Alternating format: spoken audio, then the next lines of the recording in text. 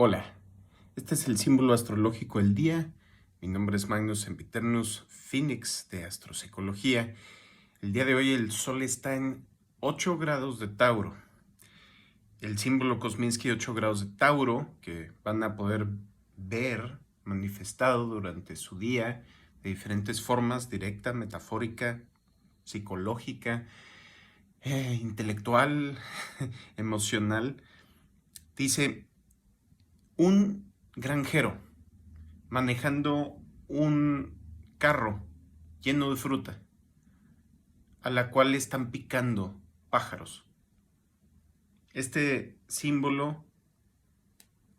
símbolo, el granjero está representando Venus en Tauro, esos frutos de la tierra, esa cosecha, eso que es dulce a nuestros sentidos.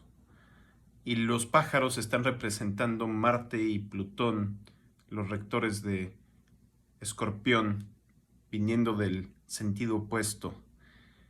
Tiene que ver con el deseo, tiene que ver con la escasez, tiene que ver con la abundancia. Tauro generalmente se asocia con la abundancia, con el concentrarnos en la abundancia. Y aquí está concentrándose el granjero en la abundancia, mientras tal vez ignora o no puede deshacerse de esos pájaros que le están quitando esa abundancia poco a poco. Entonces, de cierta forma podemos ver este símbolo manifestado como, de forma muy superficial, el que nosotros mostremos lo que hay de valor en nosotros y que las demás personas estén picoteando, estén criticando, estén sin producir nada, tratando de tumbar o devaluar aquello que hacemos de valor nosotros. Y es precisamente esa percepción de quienes no tienen, la percepción que tienen aquellas personas que carecen de recursos, de belleza, de juventud, de todo lo asociado con Venus y Tauro, de abundancia, de lujos, viendo hacia quien sí los tiene. Y entonces hay una distorsión, hay una tensión entre quien tiene y quien no tiene. Hay una tensión entre quien se siente carente y quien se siente abundante. Y entonces lo que no se da por caridad se quita por fuerza o por crítica o por diferentes formas de reducir esa abundancia, tratando de quedarse con un poco de esa abundancia las personas que sienten que no la tienen. Pero aquí lo que no se ve es el trabajo que hizo el granjero para producir esas frutas, ¿sí? Entonces, los pájaros, claro, eventualmente llegan como oportunistas, llegan sin haber tenido que trabajar un día en el campo y toman aquello que no les corresponde. Pero entonces también podemos interpretar eso a un nivel interior, de las partes de nuestra mente que están trabajando para lograr un objetivo o que nosotros hemos llegado a desarrollar como algo de valor, y entonces el resto de nuestra mente, especialmente aquellos puntos que en nuestra carta astral están en cuadratura, en oposición, semicuadratura, sesquicuadratura, etc., llegan a picar, llegan a hacer comidilla, llegan a criticar. Y a veces la crítica no es una crítica verbal, donde escuchamos la voz de nuestro padre o nuestra madre, nuestros hermanos o colegas criticándonos como lo hicieron en algún momento y se quedó esa memoria en nuestra cabeza, sino puede ser también una emoción de inseguridad, una emoción de escasez que al momento de ver que una parte de mi vida está yendo bien, inmediatamente otras partes de mi mente dudan, temen, se rebelan en contra de que las cosas estén funcionando bien y nos autosaboteamos. Nos saboteamos porque nuestra mente no está alineada, no está funcionando en concierto, nuestro instinto, nuestras emociones, nuestro intelecto y nuestro espíritu. Entonces, ¿cómo podemos transformar este símbolo para llevarlo al trabajo interno? Porque tanto la manifestación externa como la manifestación interna de este símbolo, así en su nivel más bajo, van a ser uno reflejo de lo otro.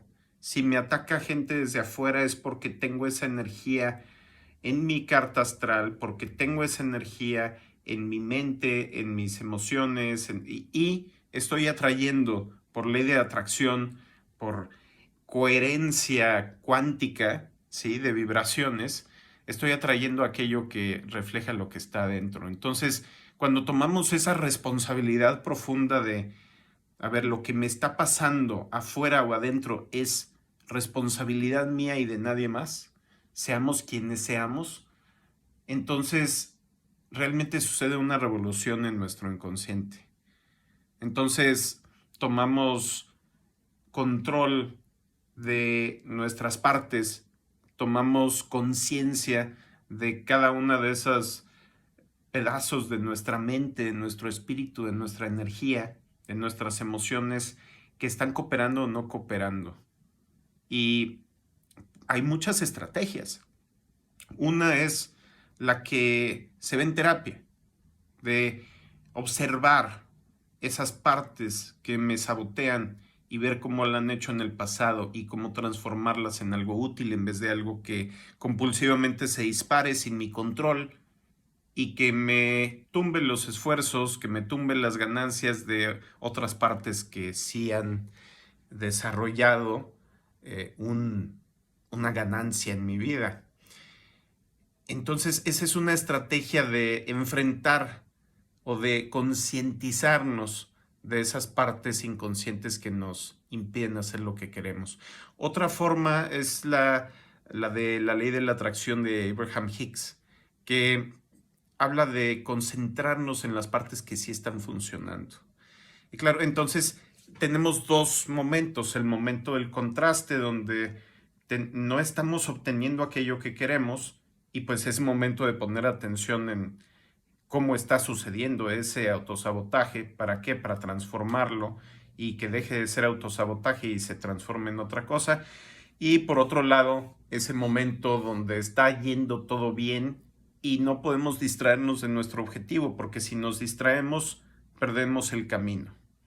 Y al perder el camino, entonces entra todas las demás partes de la mente que no están alineadas a tomar su oportunidad de ocupar el espacio mental, ¿no? Entonces, con una combinación de estos enfoques que va entre el autoanálisis, el autoconocimiento, la meditación, la autoobservación en el momento en que se me dispara un mecanismo inconsciente, un patrón emocional, mental o de acción que viene desde el inconsciente y que generalmente pueden ser compulsivos dependiendo de la cantidad de trauma que hay en esas experiencias en las cuales se inició, se repitió, se manifestó en mi vida ese patrón. Entre más traumático es, más compulsivo es el patrón. Entre menos traumático es, más fácilmente lo puedo modificar. Y entonces hay unas cosas que se pueden modificar más rápidamente que otras. Pero ¿qué vamos a hacer cuando nos están picando, ya sea las partes de nuestra mente, otras personas, las circunstancias? Tal vez ahí, ¿cómo ponemos una carpa encima de esas ganancias? Pues tenemos que dejar de ponerle atención a esas cosas que nos están agrediendo. La ley de la atracción dice, a lo que le ponemos atención crece y a lo que no le ponemos atención decrece. Ahora, eso también parece chocar con una parte de las leyes psicológicas que dice que a lo que no le pongo atención en mis necesidades, entonces se convierte en algo reprimido y entonces aumenta. Bueno, depende de si es una necesidad o si es una compulsión. Si es meramente una compulsión, entonces el ponerle atención tal vez no va a ayudar en nada, ¿sí? A menos que sea ese momento de autoanálisis. Pero si es una necesidad verdadera del cuerpo, de las emociones, de la mente, entonces el ponerle atención sí va a traer resultados, sí va a traer satisfacción. Entonces, cuando algo realmente es una necesidad, pongámosle atención. Cuando no es una necesidad, tratemos de enfocarnos en otras partes de nuestra mente.